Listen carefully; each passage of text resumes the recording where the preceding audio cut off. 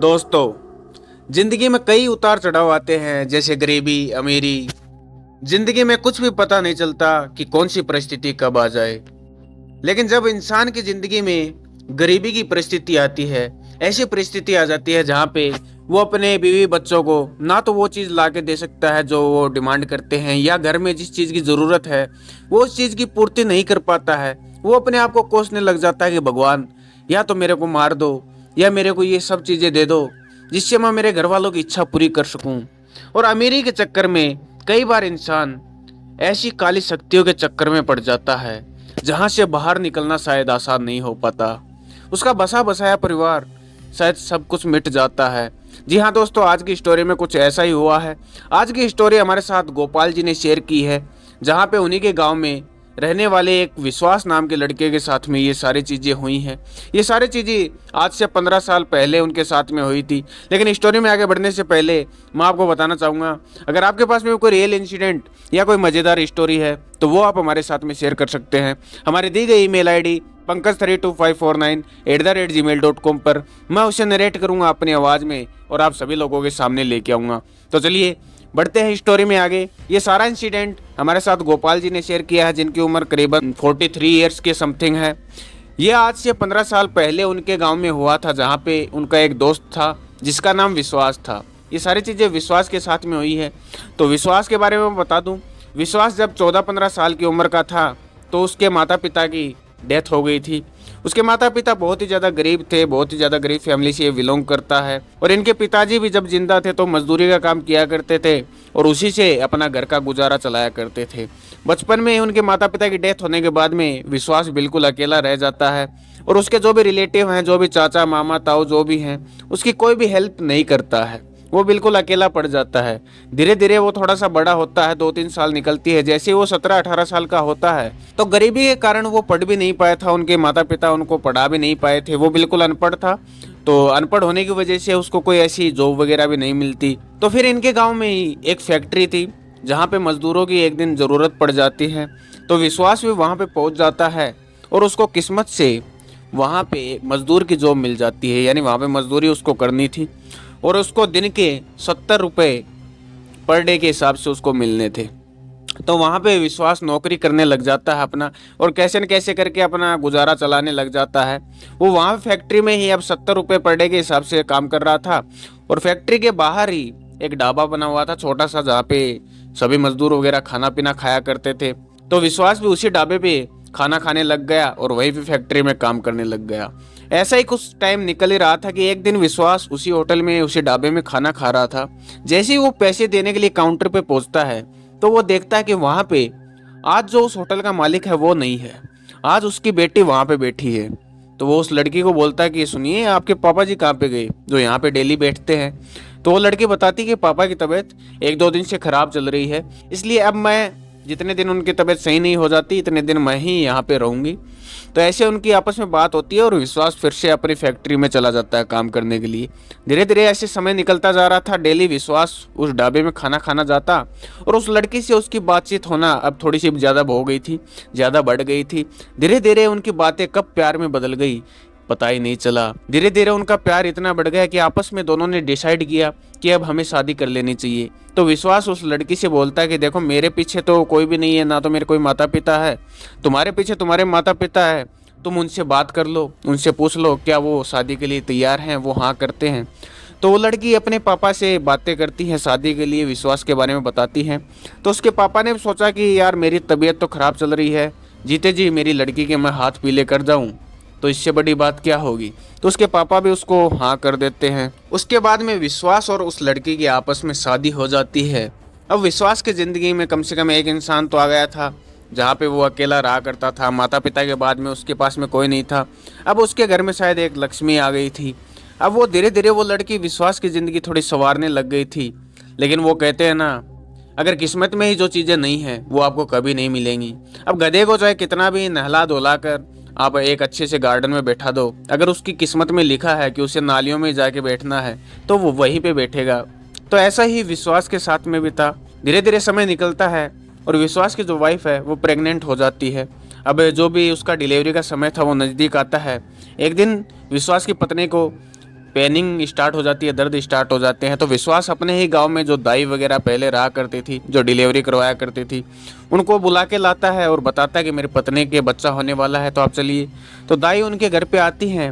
वो बहुत ही अपनी जितनी भी कोशिश थी वो करती हैं, लेकिन बच्चा उसकी वाइफ को हो नहीं पा रहा था। वो दर्द में बहुत ही ज़्यादा चिल्ला रही थी। बहुत समय तक दाई ने कोशिश की लेकिन बच्चा नहीं हुआ। तो दाई विश्वास से बोलती कि बेटा शायद हो सकता है बच्चा अंदर फंस गया है या कोई भी नाल वगैरह उसके गले में अटक गई है, तो बच्चा ऐसे तो नहीं होगा, इसको फटाफट हॉस्पिटल ले जा, नहीं तो बच्चे की जान भी जा सकती है और हो सकता है तुम्हारी वाइफ की भी जान चली जाए। तो विश्वास बेचारा उसको हॉस्पिटल लेके जाता है। हॉस्पिटल में पहुंचने के बाद में वहाँ पे डॉक्टर्स वगैरह उसकी डिलीवरी करवाने की कोशिश करते हैं। थोड़ी देर बाद में डॉक्टर बाहर आते हैं और बोलते हैं कि भाई साहब आपकी वाइफ की नॉर्मल डिलीवरी तो नहीं होगी, इसका ऑपरेशन करना पड़ेगा क्योंकि बच्चा अंदर फंस चुका है, हमें ऑपरेशन से ही करना पड़ेगा। तो विश्वास बोलता है कि आप कीजिए, फटाफट कीजिए, इसमें पूछने वाली बात क्या है। तो डॉक्टर बोलते हैं कि भाई साहब इतने पैसे लगेंगे ऑपरेशन के। तो विश्वास के पास में कुछ जो भी जमा पूंजी अपनी थी थोड़ी बहुत, वो सारी वो इकट्ठी करके लाता और हॉस्पिटल में वो दे देता है। उसके बाद में उसकी वाइफ के बच्चा होता है, जो पहली संतान थी वो लड़का होता है। तो विश्वास और उसकी वाइफ सारा खुशी का माहौल फैल चुका था। थोड़ी देर बाद में डॉक्टर आता है और विश्वास से बोलता है कि भाई साहब बच्चे के अंदर फंस जाने की वजह से इन्फेक्शन हो गया है, इसको एक ऐसी प्रॉब्लम हो गई है जिससे बच्चा बचने की उम्मीद बहुत कम है। अगर आप इस बच्चे को बचाना चाहते हो तो इसको इंजेक्शन वगैरह लगेंगे जो हर मंथ लगेंगे और वो इंजेक्शन बहुत महंगे होते हैं। वैसे तो इस बच्चे का ऑपरेशन करना पड़ेगा, लेकिन अभी छोटी उम्र में इसका ऑपरेशन नहीं कर सकते क्योंकि बच्चा है, हिलेगा डुलेगा, इसको क्या पता कि ऑपरेशन हुआ है, तो वो अनसक्सेसफुल हो जाएगा। इसलिए जब तक ये बड़ा नहीं हो जाता इतने दिन इसको इंजेक्शन वगैरह लगेंगे, जैसे ये बड़ा हो जाएगा उसके बाद में इसका ऑपरेशन होगा। तो विश्वास बोलता है कि तो इंजेक्शन कितने महंगे होंगे डॉक्टर साहब। तो डॉक्टर्स उसको बताते हैं कि एक इंजेक्शन कम से कम 40,000 यानी 40,000 के आसपास में आएगा।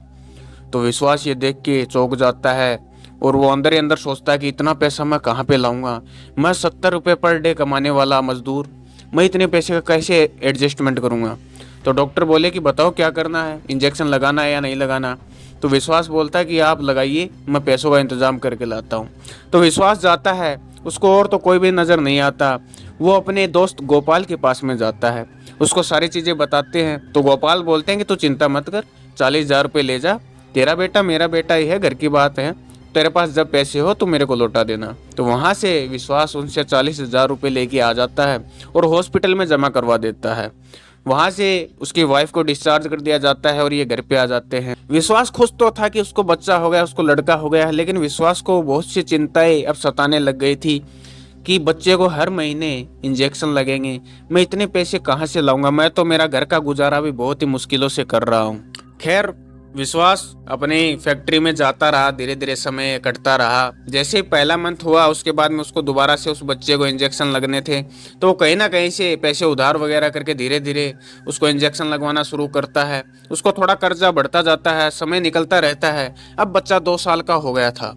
एक दिन रात की बात है, विश्वास और उसकी पत्नी और उनका जो लड़का था वो सोए हुए थे कि अचानक उनके लड़के की अचानक से तबीयत खराब होने लग जाती है, वो दर्द से चिल्लाने लग जाता है। तो विश्वास और उसकी पत्नी उस बच्चे को लेके हॉस्पिटल में जाते हैं। जैसे ही हॉस्पिटल में पहुंचते हैं तो डॉक्टर उसको बोलते हैं कि भाई साहब इसका तो ऑपरेशन करना होगा, इस लड़के का जो पेन है, ये दिक्कत है, ये प्रॉब्लम है, ये इसकी तभी खत्म होगी जब ऑपरेशन करना होगा, इसके अलावा इसका कोई भी ट्रीटमेंट नहीं होगा। तो विश्वास बोलता है कि तो ऑपरेशन कर दीजिए, कितने पैसे लगेंगे।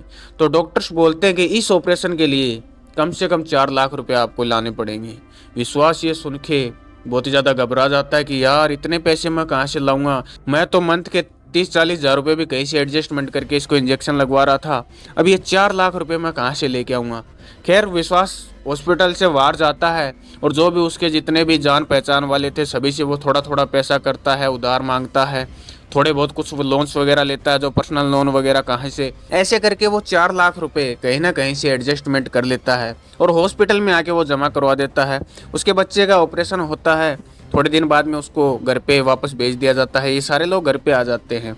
विश्वास बहुत ही ज़्यादा परेशान रहने लग गया था। वो अपनी फैक्ट्री ज़रूर जाता था, लेकिन उसको रास्ते में वही सब इंसान मिला करते थे जिससे उसने कर्जा वगैरह ले रखा है, सभी उसको अपना पैसा मांगने के लिए बोला करते थे। वो बहुत ही स्ट्रेस में अब ज़्यादा रहने लग गया था। एक दिन वो एक ठेके पे पहुंचता है और वहाँ पे बहुत ज़्यादा शराब पीता है, क्योंकि उसके दिमाग में बहुत ज़्यादा स्ट्रेस बढ़ गया था। वहाँ पे शराब पीता पीता वो ऊपर की तरफ देखता है और बोलता है कि भगवान, इससे अच्छा तो मेरे को मार दो, ये मेरी क्या ज़िंदगी है, मैं कर्जे में डूब गया हूँ। इससे अच्छा तो मेरी मौत हो जाए तो मेरी ज़िंदगी को तो शांति मिले, मेरे जो सिर पे इतनी जिम्मेदारियाँ हैं इनका बोझ तो हल्का हो जाए। लेकिन ये बात शायद कोई ना कोई उसकी सुन रहा था। विश्वास वहाँ से उठता है और वहाँ से अपने घर की तरफ निकलता है कि अचानक जब वो रोड पे चल रहा था कि एक गाड़ी वाला आता है और उसको टक्कर मार देता है। विश्वास वहाँ से उछल के कुछ फीट आगे गिरता है। ड्राइवर ने जब उसको देखा तो उसको लगा कि शायद ये बंदा मर गया है और ड्राइवर वहाँ से फरार हो जाता है, भाग जाता है। लेकिन किस्मत में कुछ और ही लिखा था, विश्वास वहाँ पे मरा नहीं था, लेकिन विश्वास का पैर फ्रैक्चर हो गया था। कैसे न कैसे करके विश्वास को वहाँ पे जो लोग थे उसको उठा के उसके घर पे भेजा जाता है। घर पे जाने के बाद में अब घर में तो पहले से पैसे नहीं थे। उसकी बीवी ने जब ये देखा तो वो बहुत ही ज़्यादा चिंता में आ गई। पहले से ही घर में पैसों की कमी चल रही थी, बच्चे का इलाज की, खाने पीने की। अब जो कमाने वाला था उसकी टांग भी फ्रैक्चर हो गई। अब उसका भी खर्चा, उसकी टांग को सही करवाने का खर्चा, उसके पैर को सही करवाने का खर्चा उसकी पत्नी कहाँ से लाए। विश्वास दर्द में चिल्ला रहा था। अब उसके इलाज के लिए पैसे चाहिए तो उसकी पत्नी को और कोई नहीं दिखाई दिया। उन्हीं के पड़ोस में विश्वास के जो मैनेजर थे, जो उस फैक्ट्री में जो मैनेजर थे, वो रहा करते थे। तो विश्वास की पत्नी उनके मैनेजर के घर पे जाती है, उनको सारी चीज़ें बताती है कि ऐसे ऐसे विश्वास का एक्सीडेंट हो गया है और उसकी पैर फ्रैक्चर हो गई है, तो आप कुछ हेल्प कर दीजिए, हमारे पास पैसे नहीं है उसका इलाज करवाने के लिए। तो मैनेजर बोलता है कि ठीक है, घबराओ मत, मैं तुम्हें पैसे दे दूंगा, लेकिन मैं तुम्हें पैसे दूंगा तो मेरे को क्या फ़ायदा होगा। वो थोड़े अलग से अंदाज में बोल रहा था। तो उसकी पत्नी बोलती है विश्वास की कि देखिए, आप हमें पैसे दीजिए, उसके बाद में हम आपका पैसा ब्याज सहित आपको वापस लौटा देंगे, आप बिल्कुल भी घबराइए मत, हम पैसा आपको समय पे दे देंगे। फिर उधर से मैनेजर बोलता है कि मेरे को तो ब्याज वगैरह कुछ भी नहीं चाहिए, अगर मैं तुम्हें बिना ब्याज में पैसे दूँ और वो भी जब तुम्हारे पास में हो तब तुम मुझे लौटा सकते हो, लेकिन बदले में मुझे कुछ चाहिए। तो उसकी पत्नी बोलती कि बताइए आपको क्या चाहिए, ऐसा हमारे पास में क्या है जो हम आपको दे सकते हैं। तो उधर से मैनेजर बोलता है कि पैसे तो मैं तुमको दे दूंगा, लेकिन बदले में तुमको मेरे साथ डेली सोना होगा, संभोग करना होगा। ये सुन के विश्वास की पत्नी वहाँ पे खड़ी हो जाती है और बोलती है कि ये क्या बोल रहे हो आप। तो उसका मैनेजर बोलता है कि देख लो, मैं तो तुमको ऑफर दे रहा हूँ, आगे तुम्हारी मर्जी है, और वैसे भी तुम्हें कितने पैसे चाहिए। तो उसकी पत्नी बोलती कि 1 लाख रुपए हमको चाहिए, 1 लाख अगर आप दे दो तो बहुत बहुत धन्यवाद होगा आपका। तो वो बोलता है कि हाँ, 1 लाख रुपए मैं दे दूंगा, लेकिन जो मैंने बोला है वो करना पड़ेगा। अब विश्वास की पत्नी करती तो करती क्या, ना ही उसके पास में कोई दूसरा ऑप्शन था। उसका एक पति कमाने वाला था जिसका पैर फ्रैक्चर हो गया, उसका इलाज नहीं किया तो उसके घर में क्या बचेगा। तो वो उनकी मैनेजर की बात मान जाती है और उनके साथ सो जाती है, संभोग क्रिया उनके साथ में करती है, और वहाँ से वो पैसे लेके अपने घर पे आती है और विश्वास को बोलती है कि चलो अब तुम्हारा इलाज करवाएंगे, मैं पैसे ले आई हूँ। तो विश्वास उससे पूछता है कि ये पैसे तुम कहाँ से लेके आई हो। तो वो अपने पति को बता कि हमारे पड़ोस में जो तुम्हारे मैनेजर रहते हैं बहुत ही अच्छे इंसान हैं, उन्होंने पैसे दिए, मैंने उनको बताया कि ऐसे ऐसे विश्वास की पैर फ्रैक्चर हो गया है, तो उन्होंने बोला कि ठीक है पैसे ले जाओ और जब तुम्हारे पास में हो तुम वापस देना, बहुत ही अच्छे इंसान हैं। तो विश्वास बोलता कि काश इस दुनिया में अभी भी इंसान ऐसे बच्चे हैं जो मदद कर देते हैं। विश्वास को कुछ भी नहीं पता था कि ऐसी क्या डील हुई है उसकी पत्नी के साथ में। खैर, विश्वास को हॉस्पिटल में लेके जाया जाता है, वहाँ पे उसका इलाज चलता है, उसके प्लास्टर वगैरह किया जाता है। अब विश्वास को रेस्ट मिला हुआ था, अभी वो फैक्ट्री में नहीं जा सकता था, लेकिन उसकी जो पत्नी थी वो डेली उसी मैनेजर के पास में जाती और उसके साथ में रात बिताती, उसके साथ संभोग क्रिया करती, क्योंकि उसकी मजबूरी थी, उसने अपनी डील कर रखी थी उस पैसों के बदले में। खैर, समय थोड़ा सा निकलता रहा और विश्वास अब थोड़ा थोड़ा ठीक होने लग गया था। विश्वास को अब कोई भी काम धंधा तो उसके पास में नहीं था और उसने सोचा कि मेरा पैर फ्रैक्चर हो गया है, फैक्ट्री में मैं मजदूरी कैसे करूँगा, लेकिन घर का खर्चा तो कैसे न कैसे करके चलाना ही होगा। तो वो अपने घर से उठता है और अपनी फैक्ट्री की तरफ निकलता है, ये सोच के कि शायद इतने दिन मैंने फैक्ट्री में काम किया है तो वहाँ के जो बॉस वगैरह हैं शायद मुझे कोई दूसरा ऐसा काम दे दे जो मैं कर पाऊँ। तो वो फैक्ट्री पहुँचता है, वहाँ पर अपनी सारी चीज़ें उनको बताता है, जो सीनियर वगैरह वहाँ पर होते हैं, लेकिन वो विश्वास को मना कर देते हैं फैक्ट्री में रहने के लिए कि हम आपको नहीं रख सकते। तो विश्वास बहुत ही दुखी हो जाता है, फैक्ट्री से बाहर आता है, दिमाग में वही सारी चीज़ें उसके चल रही थी कि अब क्या होगा, मेरा घर का खर्चा कैसे चलेगा, मेरे बच्चे का खर्चा कैसे चलेगा, जो दवाइयाँ घर में आती हैं, जो ट्रीटमेंट्स होते हैं, उनके पैसे मैं कहाँ से लाऊंगा। वो बहुत ही दुखी था। बहुत सी जगहों पे उसने काम खोजने की कोशिश की, लेकिन उसको कहीं पे भी काम नहीं मिल रहा था। ऐसे चलते चलते वो एक ढाबे पर पहुंचता है, जहाँ पे उसको बर्तन साफ करने की नौकरी मिल जाती है। खैर वो बहुत ही ज़्यादा खुश हो जाता है कि अच्छी बात है, नौकरी कुछ भी हो जाए वो मेरे को मिली तो सही, कुछ तो पैसे आएंगे जिससे मैं मेरा जो सर पे कर्जा है वो उतारूंगा, घर में जो सामान लाना है, जो दवाइयाँ लानी है, उसके पैसे शायद मेरे पास में अब आ जाएंगे। तो ऐसा ही होता है, वो धीरे धीरे उस होटल पे काम करने लग जाता है। कई बार होटल का मालिक उसके साथ में बदसलूकी किया करता, उसके साथ में कुछ गलतियाँ हो जाया करती तो उसको ऐसे ही डांट दिया करता। घर पे विश्वास अपने जो भी थोड़ा बहुत पैसा लाता, थोड़ा बहुत जो कर्जे वाले थे उनको थोड़ा बहुत देता, ऐसा उसका समय चल रहा था। और इधर विश्वास की जो पत्नी थी वो विश्वास से छुप छुपा के उस मैनेजर के पास में डेली जाया करती थी। उसकी भी मजबूरी बन चुकी थी, उसको उसके साथ में रात बितानी ही पड़ती थी। खैर ऐसे समय चल रहा था। विश्वास एक दिन होटल पे काम कर रहा था कि उससे कुछ कांच के बर्तन होते हैं वो नीचे गिर जाते हैं और वो टूट जाते हैं। वो बर्तन टूटने की वजह से जो उस होटल के मालिक थे, जो उस ढाबा का मालिक था, वो विश्वास को बहुत ही गालियां देता है और उसको एक दो थप्पड़ भी मार देता है। यही सब वहाँ पे बैठा एक इंसान देख रहा था और वो देख रहा था कि कोई इंसान है जो अपाहिज है, जिसका पैर फ्रैक्चर है, और ये मालिक इसके साथ में कैसा बर्ताव कर रहा है। तो वो इंसान उठ के विश्वास के पास में जाते हैं और बोलते हैं कि एक बात बताओ भाई, इतने तुम परेशान हो, तुम अपाहिज हो, तुम्हारे साथ ये इतना व्यवहार कर रहा है, तुम ये नौकरी छोड़ क्यों नहीं देते हो, इसकी इतनी बातें क्यों सुन रहे हो। तो विश्वास बताता कि साहब मैं पहली बात तो अपाहिज हूँ, मेरे को कोई भी नौकरी नहीं दे रहा है। मेरे घर में मेरी पत्नी है और मेरा बेटा है, मेरे बेटे का ऑपरेशन हुआ है जिसके लिए मैंने कर्जा ले रखा है, और मेरे को कोई नौकरी देगा नहीं तो वो मैं कर्जा कैसे उतारूंगा। काम तो मेरे को करना ही पड़ेगा, जो बोलते हैं सुनना ही पड़ेगा। इतना जब वो इंसान सुनता है, जो विश्वास के पास में वो इंसान था, वो सुनता है और विश्वास को बोलता है कि भाई तेरी प्रॉब्लम बहुत बड़ी है, लेकिन तेरी प्रॉब्लम का सॉल्यूशन मेरे पास में है। तो विश्वास बोलता है क्या। तो वो इंसान बोलते हैं तेरे ऊपर जो भी कर्जा है, तेरी ज़िंदगी की जो ऐसी तैसी हो रही है वो सारी सही हो सकती है, लेकिन तुम्हें एक काम करना पड़ेगा। तो विश्वास बोलता है कि बताइए बाबूजी क्या काम करना पड़ेगा। तो वो बोलते हैं कि अपने पास वाले जंगल में, जो यहाँ पे पास में एक जंगल है, यहाँ पे एक तांत्रिक बाबा रहते हैं जिनके बारे में मैंने सुना है कि अगर उनके पास में कोई भी समस्या लेके जाओ तो वो सारी समस्याओं का समाधान कर देते हैं, और उनके पास में कोई भी अपनी समस्या लेके आते हैं वो उनका समाधान कर देते हैं। तो भाई मेरा तो आपसे यही कहना है, आप एक बार उनके पास में जाओ और अपनी समस्या बताओ, शायद आपका समाधान हो जाए, आपकी जो ज़िंदगी चल रही है वो शायद आपकी चेंज हो जाए। लेकिन विश्वास उनकी बातों पे इतना गौर नहीं करता है, वो इन चीज़ों पे विश्वास नहीं करता है कि यार ऐसी कोई भी चीज़ इस दुनिया में नहीं है।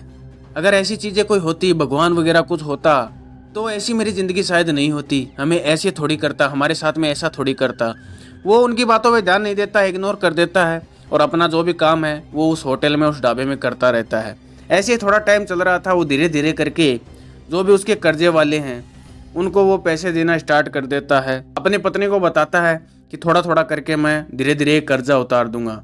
उसकी पत्नी भी अब उस मैनेजर के पास में जाना उसने बंद कर दिया। जब उसने मैनेजर के पास में जाना बंद कर दिया और उस मैनेजर ने सोचा कि ऐसे कैसे हो सकता है कि उसने मेरे पास आना बंद कर दिया, वो कहीं से पता लगाता है तो उसको पता चलता है कि उसका जो पति है वो किसी होटल पे काम कर रहा है और धीरे धीरे वो जो भी कर्जे वाले हैं उसके धीरे धीरे पैसे चुका रहा है। तो वो सारी चीज़ें समझ आता है कि उसकी पत्नी ने इसीलिए उसके पास में आना बंद कर दिया, क्योंकि वो धीरे धीरे उसका पति सबका पैसा लौटा रहा है, इसलिए मेरा पैसा भी मुझे दे देगा और वो मेरे पास में अब नहीं आएगी। तो वो उनके घर पे पहुंचता है और उनको बोलता है कि भाई सबके पैसे दे रहे हो, मेरे पैसे मेरे को चाहिए। तो विश्वास वहाँ बोलता है कि देखिए मैनेजर साहब, आप तो सब सारी चीज़ें जानते हैं, धीरे धीरे मैं सभी के पैसे लौटा रहा हूँ, आपका भी पैसा मैं लौटा दूंगा धीरे धीरे करके। तो मैनेजर बोलता है कि नहीं नहीं, मेरे को अभी चाहिए पैसे, मेरे को नहीं पता, कुछ भी करके मेरे पैसे दे, चाहे कहीं से भी ला के दे या तेरी बीवी को कोठे पे बैठा दे, लेकिन मेरे को तो अभी पैसे चाहिए। उसकी पत्नी की तरफ देख देख के ये सारी चीज़ें बोल रहा था। वो पैसे नहीं, शायद उस पत्नी को ये बताने की कोशिश कर रहा था कि अगर तुम मेरे पास में नहीं आई तो मैं तुम लोगों को कैसे परेशान करता हूँ। तो ऐसे करके वो वहाँ से चला जाता है। विश्वास ये सुन के बहुत ही ज़्यादा दुखी होता है, क्योंकि सिर पे उसके कर्जा तो अभी भी था। वो कितना दे देगा, कितना वो कमाता है, घर में खर्चा भी लग रहा है, ट्रीटमेंट के लिए बच्चे के लिए पैसे चाहिए, लेकिन वो फिर भी अपना काम करता रहा, उस होटल में जाता रहा। एक दिन वो होटल में काम कर रहा था कि उसने देखा कि वहाँ पे उन्हीं के जो पड़ोस में वो मैनेजर रहता था वो वहाँ पे आता है और वो उस होटल वाले को बोलता है कि इस इंसान को तुम्हारे होटल में काम करने के लिए रखा तुमने, अरे इसने पूरी दुनिया से कर्जा ले रखा है, ये किसी का पैसा नहीं देता है, एक दिन तुम्हारे होटल को भी यहाँ से लूट के ले जाएगा, मेरी बात मानो तो इसको यहाँ से निकाल दो। तो वो होटल वाला भी उसकी सारी बातें सुनता है और विश्वास को वो अपने होटल से निकाल देता है। विश्वास बेचारा कैसे न कैसे करके उसको ये नौकरी मिली थी। अब वो बहुत ही ज़्यादा परेशान हो जाता है, उसे कुछ भी समझ नहीं आ रहा था कि वो अब क्या करेगा। वो फिर से ठेके पे जाता है, बहुत ही ज़्यादा शराब वहाँ पे पीता है और सोचता है कि भगवान मेरा कोई भी नहीं है, ना तो तू है, अगर तू होता तो तू मेरी ऐसी हालत करता क्या, मेरी थोड़ी बहुत भी मदद नहीं कर रहा है। ऐसे करके वो अपने घर पे पहुंचता है, अपनी पत्नी को सारी चीज़ें बताता है कि ऐसे ऐसे वहाँ पे वो मैनेजर पहुंचा और उसने वहाँ से भी मेरे को नौकरी से निकलवा दिया, अब मेरे पास में कुछ भी नहीं है करने को। उसकी पत्नी और दोनों बहुत ही ज़्यादा परेशान रहने लग जाते हैं कि अब करें क्या, घर खर्चा कैसे चलेगा, जो कर्जे वाले जो डेली कर्जा मांगने आते हैं उनको पैसे कहाँ से देंगे। ऐसे वो परेशान चलने लग गया कि अचानक विश्वास को याद आता है कि उस होटल में उस ढाबे में एक दिन वो एक इंसान मिला था जो वो उस तांत्रिक के बाबा में उसको बता रहा था। तो विश्वास ने सोचा कि जिंदगी तो खराब हो चुकी है, क्या पता वो इंसान सच बोल रहा हो, एक बार मेरे को जंगल में चलना चाहिए, क्या पता वो बाबा मुझे कोई ऐसी शक्ति दे दे जिससे मेरी सारी परेशानियां दूर हो जाए। तो विश्वास उसी टाइम पे अपने घर से निकलता है, अपनी पत्नी को बोलता है कि तुम रुको, मैं एक बार आता हूँ, किसी काम से जाता हूँ। तो वो वहाँ से घर से निकल जाता है और उसी जंगल में पहुँचता है जहाँ पे उस इंसान ने उसको बताया था। वहाँ पे जब वो पहुँचता है तो वो देखता है कि वहाँ पे सच में एक पीपल के पेड़ के नीचे एक बाबा बैठे हैं, एक छोटा सा आसन उन्होंने लगा रखा है और वहाँ पे बैठे हैं और सामने उनके कुछ सामग्रियाँ, कुछ हड्डियाँ वगैरह पड़ी है, कुछ कंकाल पड़े हैं, कुछ राख से कुछ बनाया हुआ है त्रिकोण टाइप में, और अपने ध्यान में आंख बंद करके वहाँ पे बैठे हैं। विश्वास उनके सामने जाके बैठ जाता है चुपचाप, वो उनको डिस्टर्ब नहीं करता कि अचानक तांत्रिक बाबा आँख खोलते हैं और बोलते हैं कि आ गया तू, बहुत देर लगा दी तूने आने में, मैं तेरा इंतज़ार कर रहा था। तो विश्वास हैरान हो जाते हैं ये सुन के कि मेरा इंतज़ार। तो बोलते हैं हाँ तेरा इंतज़ार, बर्बाद हो गया ना, बच्चे का ऑपरेशन हो गया, खाने पीने के लिए पैसे नहीं बचे, कर्जे वाले पीछे पड़े हैं। ये सुन के विश्वास उनके पैरों में गिर जाता है और बोलता है कि बाबा मेरी ज़िंदगी आपके हाथों में है, मेरे को कुछ ऐसी शक्ति दे दो जिससे मैं ये सभी चीज़ों से बाहर निकल पाऊँ, मेरे घर वालों को एक अच्छी ज़िंदगी दे दूँ, मेरे पास में थोड़े बहुत पैसे आ जाएँ जिससे मैं मेरा कर्जा उतार दूँ। तो बाबा बोलते हैं कि हाँ अच्छा, घबराने की ज़रूरत नहीं है, सब कुछ हो जाएगा, लेकिन उसके लिए तेरे को एक काम करना पड़ेगा, एक साधना करनी पड़ेगी। तो विश्वास बोलता है कि बाबा साधना तो क्या, मैं मेरी जान भी दे सकता हूँ, बस मेरे कर्जे वगैरह सारे उतर जाए, मेरे घर वाले, मेरी फैमिली, मेरे बीवी बच्चे खुशी से ज़िंदगी जीने लग जाए।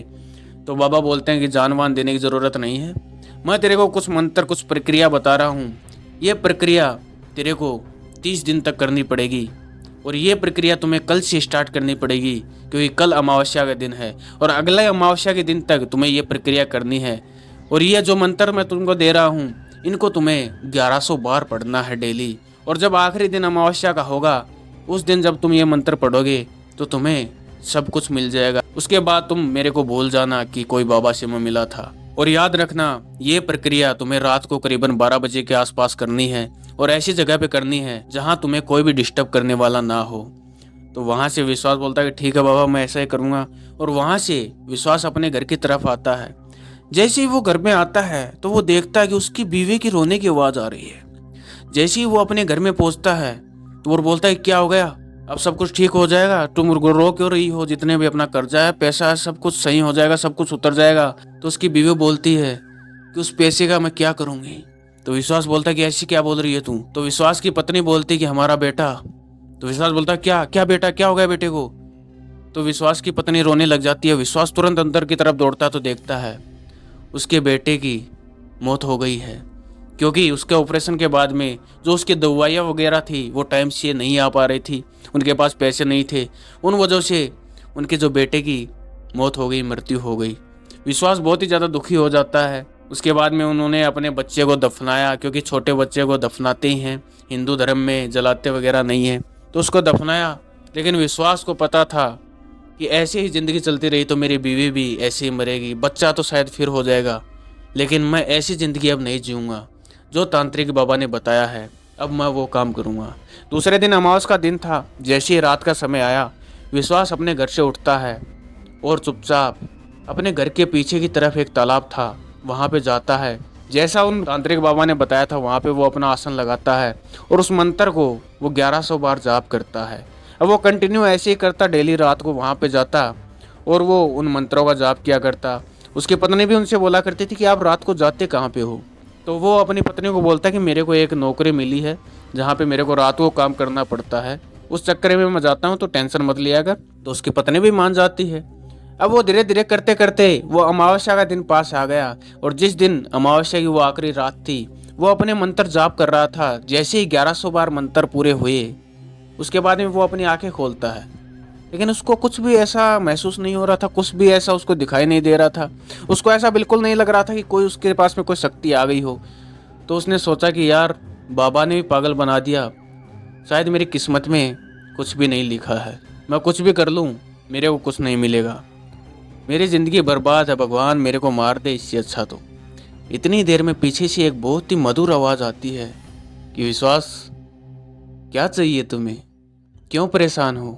तो विश्वास ये सुन के पीछे की तरफ देखता है, तो वो देखता है कि वहाँ पे एक बहुत ही सुंदर लड़की खड़ी है। उसको देख के वो इतना मोहित हो गया कि ऐसा भी हो सकता है इस दुनिया में, ऐसी सुंदरता किसी के पास में हो सकती है, ये तो स्वर्ग से कोई अप्सरा आई है। उसको देख ही रहा था कि इतनी देर में वो पास आती है और विश्वास से बोलते कि विश्वास, इतनी जल्दी ज़िंदगी में हार गई, क्या चाहिए बताओ तुम्हें?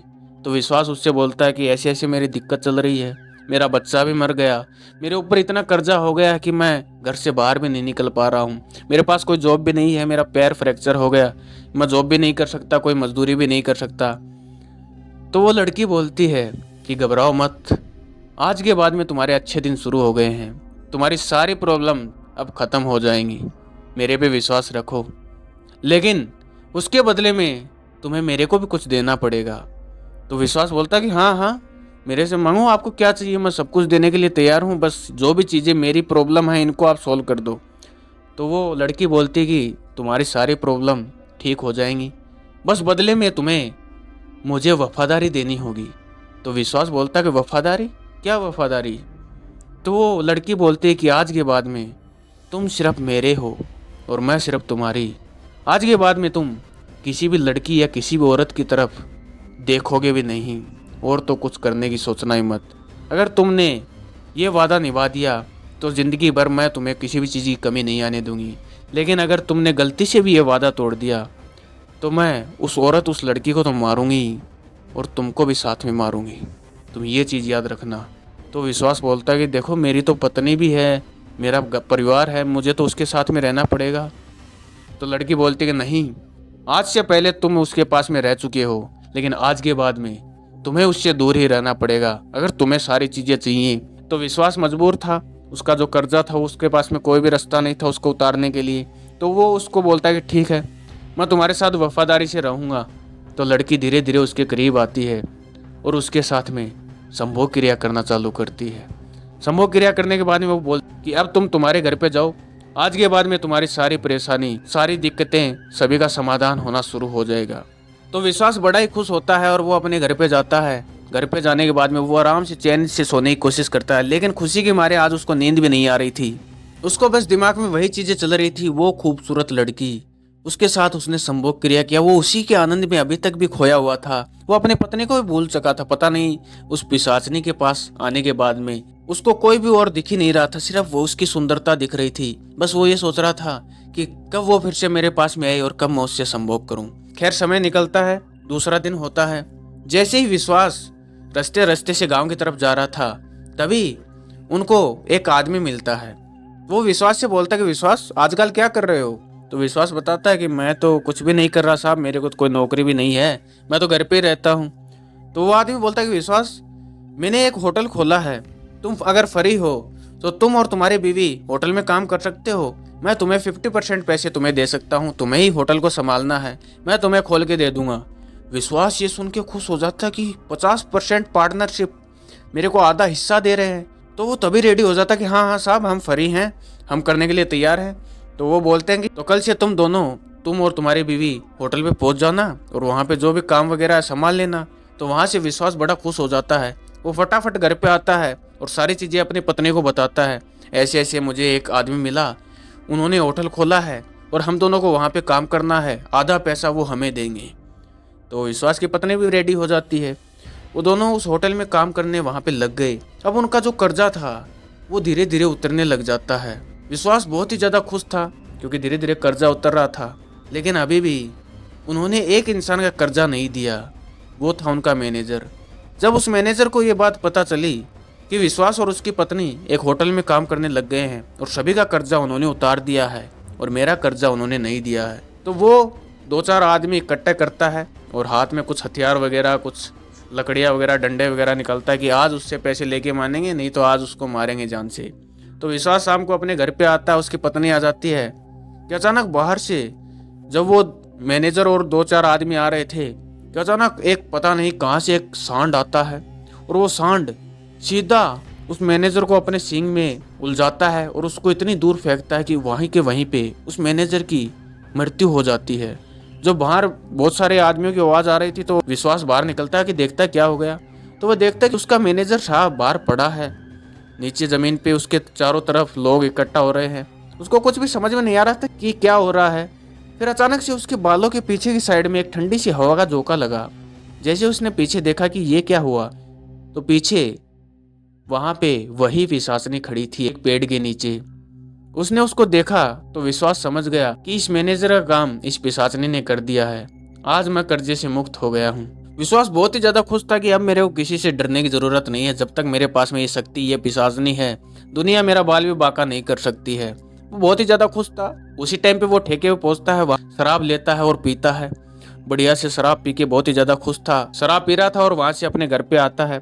घर पे जैसे ही वो एंटर करता है, दरवाजा खोलते ही तो सामने उसकी पत्नी बैठी थी। वो अपनी पत्नी को बोलता है कि आज मैंने सारा कर्जा उतार दिया है, आज मैं बहुत खुश हूँ। तो उसकी पत्नी भी बहुत ज़्यादा खुश थी। पत्नी भी उसको 1-2 पैक बना के देती है और पिलाती है कि खुशी की बात है, आज तो पीना चाहिए। अब वो नशे में हो चुका था। नशे में उसको अपनी पत्नी आज बहुत ही ज़्यादा सुंदर लग रही थी। उसका दिल अपनी पत्नी के लिए इतना उसके अंदर मतलब प्यार आ रहा था कि उसने अपनी पत्नी के साथ में उस दिन संभोग कर लिया, जो उसकी शायद सबसे बड़ी गलती थी। उसने शायद किसी से वादा कर रखा था वफादारी का, वो वादा शायद वो भूल गया और वो वादा टूट गया। तो वो दोनों आपस में जो भी संभोग क्रिया अपनी करते हैं और अपने बेड पे सो जाते हैं कि रात को अचानक करीबन 1 बजे के आसपास में उनको नोक की आवाज़ सुनाई देती है कि जैसे कोई उनके घर का गेट खटखटा रहा है। तो विश्वास की आंखें खुलती है। वो अपनी पत्नी को बोलता है कि देखो कौन आया है इतनी रात को। तो विश्वास की पत्नी बाहर जाती है। जैसे ही वो गेट खोलती है, अचानक से खून की बौछार पूरे घर में फैल जाती है। विश्वास ये जब देखता तो वो दौड़कर गेट की तरफ भागता है। वहाँ पे जब वो बाहर देखता है तो उसको कुछ भी वहाँ पे दिखाई नहीं देता, लेकिन उसकी पत्नी की जो गर्दन थी वो धड़ से अलग हो चुकी थी। वो समझ नहीं पा रहा था कि ये क्या हो गया। फिर अचानक उसको याद आया कि उस पिशाचनी ने उसको क्या बोला था कि उसको उसके साथ में वफादारी के साथ में रहना है। अगर उसने किसी औरत की तरफ देखा या किसी के साथ कुछ करने की कोशिश करी तो वो उस औरत को मार देगी और वो तुम्हें भी खत्म कर देगी। वो बहुत ही ज़्यादा घबरा जाता है। वो फटाफट अपने घर से निकलता है, उसी जंगल में पहुंचता है। वो उस बाबा को ढूंढने के लिए पहुंचता है कि शायद अब ये जो भी दिक्कतें हैं वो सिर्फ वो बाबा ही सोल्व कर सकते हैं। लेकिन जब वो जंगल में पहुंचता है वहाँ पे उसको कोई भी बाबा नहीं मिलता। वो बहुत ही ज़्यादा घबरा जाता है कि अब पता नहीं वो पिशाचनी उसके साथ में क्या करेगी। वो वहाँ से सीधा अपने घर पे नहीं आता है, वो अपने दोस्त गोपाल के पास में जाता है और आज तक जितनी भी चीज़ें उसके साथ में हुई है वो शुरू से लेके अंत तक सारी चीज़ें गोपाल को बताता है और बोलता है कि दोस्त मेरे को कैसे ही बचा ले। तो गोपाल बोलता है कि तू घबरा मत, तेरे साथ कुछ नहीं होगा, तो आराम से रह। कल हम किसी के पास में चलेंगे, किसी बाबा के पास में, तो आराम से अपने घर पे जा और आराम से सो जा। कल हम उठते ही किसी बाबा के पास में चलेंगे और तेरा समाधान ढूंढेंगे। खैर डरता डरता वहाँ से विश्वास अपने घर पे आता है। दूसरे दिन गोपाल जी जब उसके घर पे जाते हैं, जैसे ही वो उनके घर पे जाते हैं तो देखते हैं विश्वास की डेड बॉडी उसके बेड पे पड़ी है। उसकी सांसें नहीं चल रही है, उसका शरीर बिल्कुल सफ़ेद पड़ा हुआ है, जैसे उसके शरीर में एक बूंद भी खून की नहीं है। वो सारी चीज़ें समझ जाते हैं कि विश्वास ने जो कल रात को उनको बातें बताई वो सारी बातें सच्ची थी। उसको उसी पिशाचनी ने मार दिया है और अपने साथ में ले गई है। तो देखा आपने, अमीरी के चक्कर में, पैसे कमाने के चक्कर में, किन्हीं ऐसी काली शक्तियों के चक्कर में आ जाते हैं, ऐसी साधनाएं कर बैठते हैं जिनके चक्कर में हमारी फैमिली, हमारा घर परिवार बसा बसाया मिट जाता है, ख़त्म हो जाता है। शायद यहाँ मैं विश्वास की गलती में नहीं मानता हूँ, उसने मजबूरी में आके ये सब किया है। उसके पास में पैसे नहीं थे, कोई भी उसको जॉब नहीं मिल रही थी, उसके बच्चे का ऑपरेशन होता था, उसके कर्जे वाले डेली उसके घर पे खड़े रहा करते थे, इस वजह से उसने किया है। लेकिन आप ऐसी गलती कभी भी मत करना, पैसे अमीरी के लालच में कभी ऐसी काली शक्तियों के चक्कर में मत आ जाना, क्योंकि इन चीज़ों का अंत सिर्फ मौत है। तो कहानी आपको कैसी लगी कमेंट में मेरे को ज़रूर बताइएगा, और अगर आपको स्टोरी थोड़ी बहुत भी पसंद आई है तो वीडियो को एक लाइक ज़रूर कीजिएगा, और अगर ऐसी ही आपको स्टोरियाँ सुनना पसंद है तो चैनल को सब्सक्राइब ज़रूर कीजिएगा, क्योंकि सब्सक्राइब करने से आप लोगों का फ़ायदा ये होगा, जब भी मैं कोई नई वीडियो या कोई नई स्टोरी अपलोड करूँगा उसका नोटिफिकेशन आपके पास में तुरंत पहुँच जाएगा। और अगर आपके पास में कोई रियल इंसिडेंट या कोई मज़ेदार स्टोरी है तो वो आप हमारे साथ में शेयर कर सकते हैं हमारे दी गई ईमेल आईडी pankaj32549@gmail.com पर। मैं उसे नरेट करूंगा अपनी आवाज़ में और आप सभी लोगों के सामने लेके आऊँगा, और बहुत ही जल्द मैं अपना फेस कैम लेके आने वाला हूँ। तो चलिए मिलते हैं अगली स्टोरी में।